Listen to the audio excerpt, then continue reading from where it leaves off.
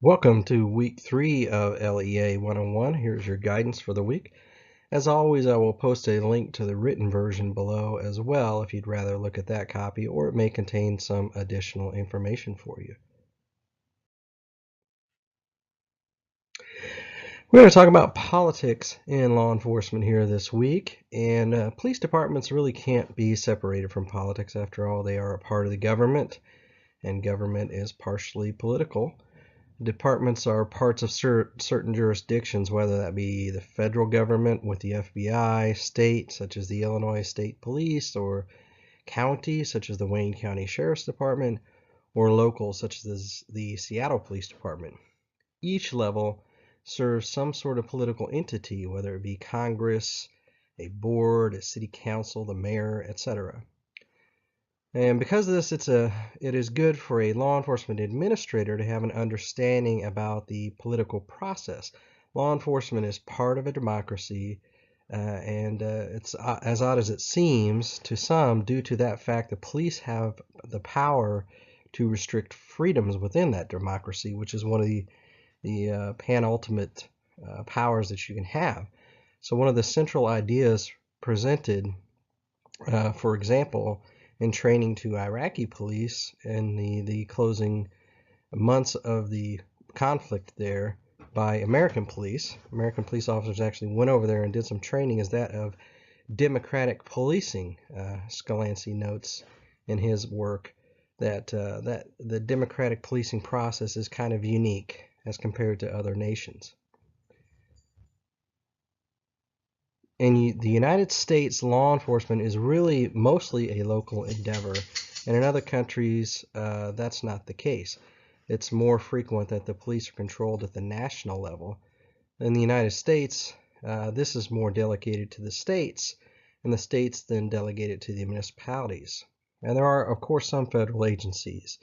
Most municipal police departments are designated under state authority and local government control, and this reflects the states' rights movement from the birth of our nation, and also the layered system of government that we have in the United States that is referred to as federalism.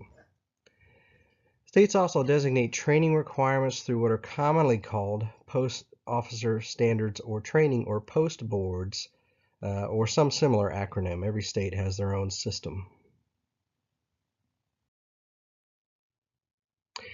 Federalism primarily allows state control of local law enforcement. However, federal intervention has increased in multiple ways over the preceding decades. The Supreme Court, in particular, the decisions they make impact the daily operations of law enforcement in cases such as Miranda v. Arizona or Terry v. Ohio that you may have heard about in other courses. Several more are listed in the text, from car stops to searches to interviews and interrogations. The impact has been significant, and court cases still arise today that play a role in determining policing approaches.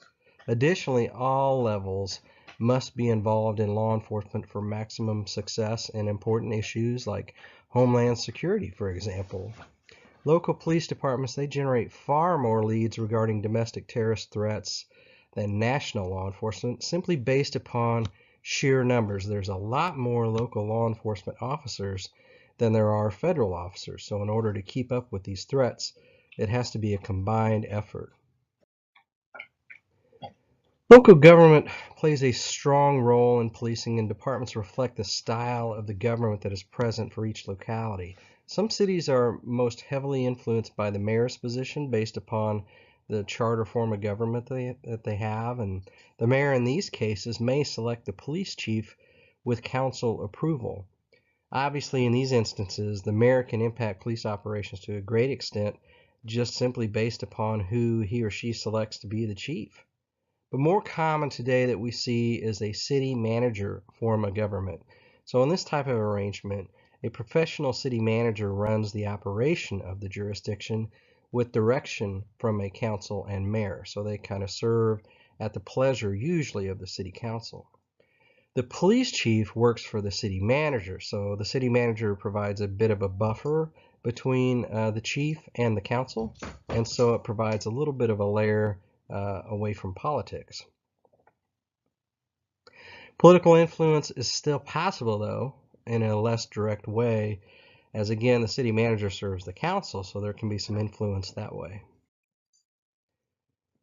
Now, police chiefs often become embroiled to a degree in politics. It's not uncommon, so it has to be a very careful balance, and they must understand the political system. But really, it's best that police chiefs attempt to not become part of that system if it's possible.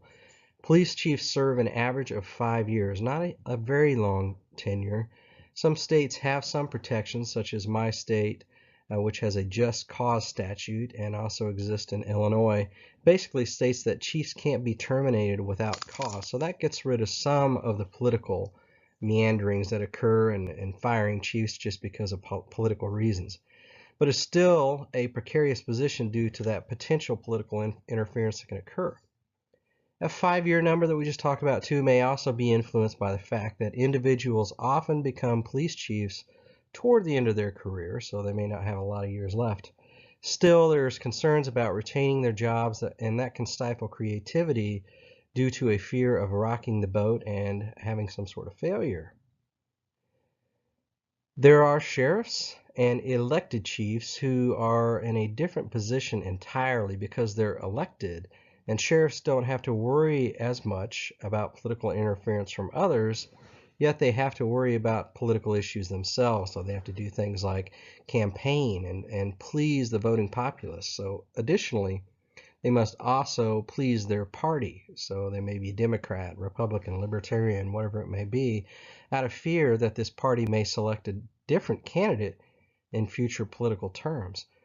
Sheriff's departments vary as much as municipal departments. Some are quite large and resemble a metropolitan area police force, such as the Los Angeles County Police Department, while others are rural and small. They also provide a wider variety of services in many cases. Some sheriffs run the county jail. They provide civil service processes. It just depends. Sheriff's departments patrol unincorporated regions of a county or a city may contract with the sheriff to provide services where needed. It may be cheaper just to contract with the sheriff than to hire full-time officers.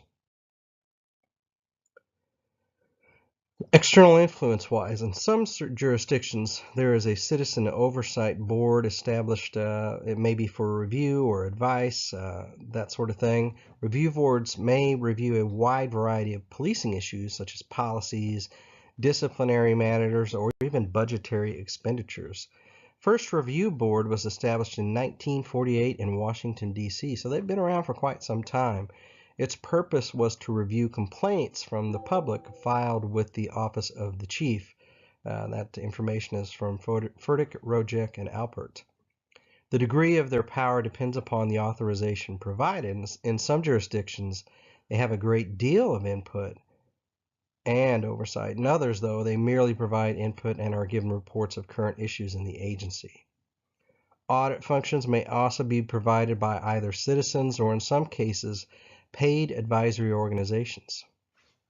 There's also interest groups who attempt to, or actually influence, police management and operations. The list of groups appears to be expanding, honestly, from the American Civil Liberties Union to Cop Watch. These organizations tend to put police actions under a microscope. Police departments should expect some level of oversight as, again, we're entrusted with a great deal of power, the power of arrest being enough to warrant concern from a free society.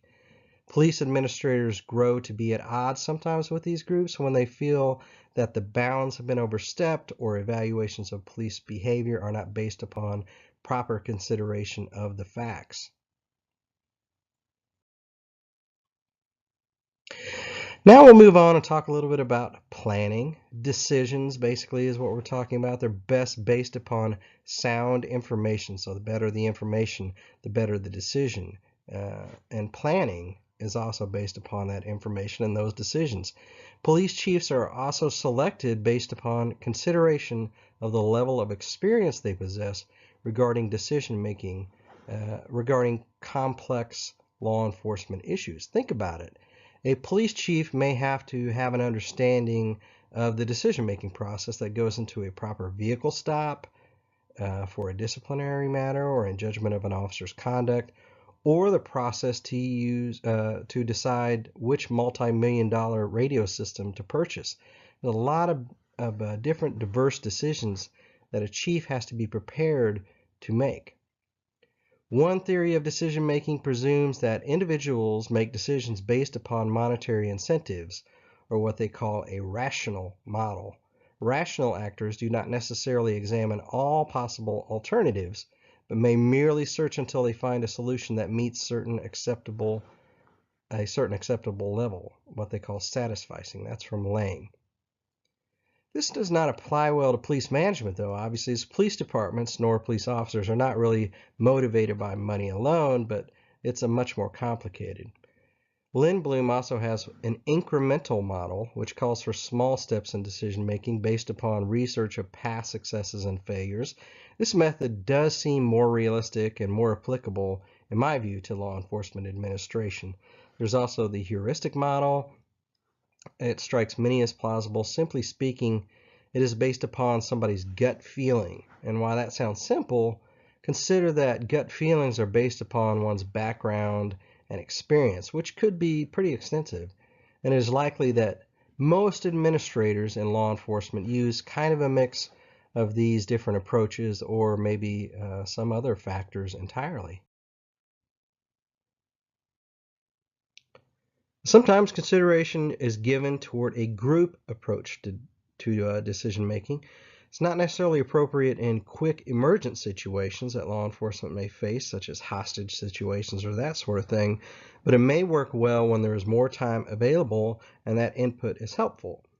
Major decisions about the direction of the organization, for example, can benefit from the guidance of as many as opposed to just the unilateral push of one person. It's more democratic that way. So when we use this method, it also helps improve the buy-in of those who have to live with that decision. When you involve people in a decision, they kind of buy into it more and they're more readily accept it. Groups, though, they can also derail decision making a bit, though. If one member is more dominant than the others, their participation may overshadow the input of those other folks. Group decision making requires care and caution. The goal must be clearly understood, and the members need to be considered based upon their expertise and contributions. That's from Sneezek. Synoptic planning fits well in policing this topic. A great deal of time is spent determining the extent of the problem and what is causing it prior to developing a response plan. That's the basis of synoptic planning. It's an 11-step process. It's outlined in the reading, so I won't go into each of the steps here. It's quite detailed. Obviously, this type of planning, again, is not used in those emergency situations because it's so detailed and involved.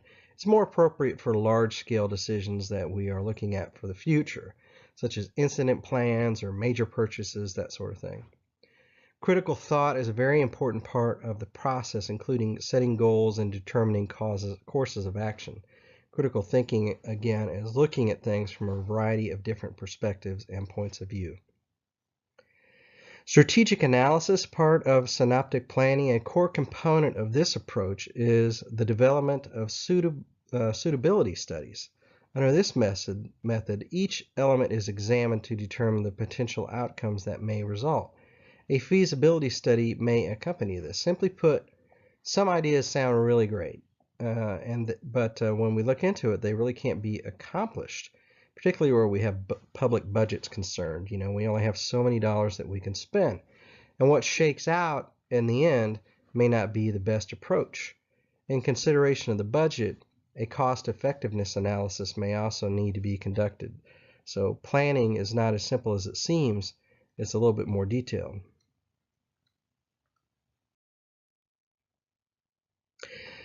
Policing, like every other government function, it just can't happen without the funds to do so. You have to pay people, you have to buy equipment, you have to pay for training. Because of this, law enforcement administrators need to be adept at the budgeting process. Important decisions need to be made regarding purchases. Should a new technology be bought? Can additional officers be added?